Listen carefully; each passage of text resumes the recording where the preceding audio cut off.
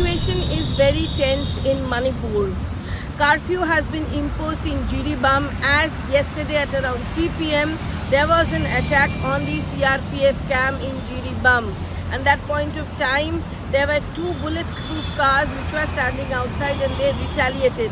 40 to 45 minutes firing continued, out of which there are 10 dead bodies which have been recovered by the CRPF. The 10 people have died. After that, the situation is very tense. When they recovered the 10 dead bodies, that point of time, huge arms and ammunition have also been recovered by the CRPF. Since Monday night, there has been intermittent firing in various places, and today morning in Fayam, also in West Imphal, there is a report of a bombing. A bomb fell on a Meitei's house. That's what the claim of the Meiteis are. The police is investigating the matter, whether it's a drone bomb or not, because we know that drone bombs are also used.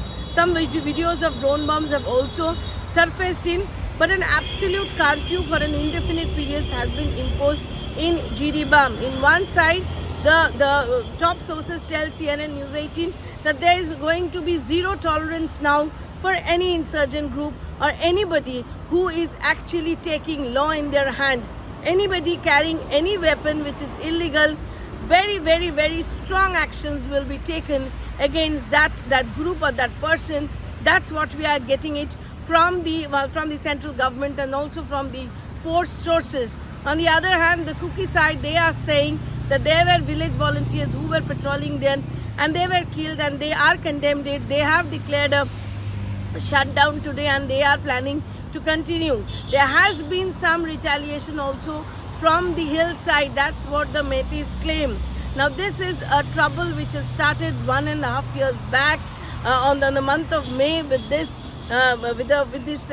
status of SC status to the Kukis. But right now the situation is again tense from Monday last night. There has been intermittent firing in various places. One incident of bombing is being reported, and strong vigil and strong alertness is there by the CRPF forces and Manipur police. Manipur police is strongly checking all the areas, but there might be a retaliation from the other side. That's what the apprehension is. But anybody carrying illegal arms will not be spared. Like yesterday in this incident, one CRPF Jawan, he got injured and he has been transferred to the hospital in Silchar. So all these things keeping in mind, situation remains very tense in Manipur.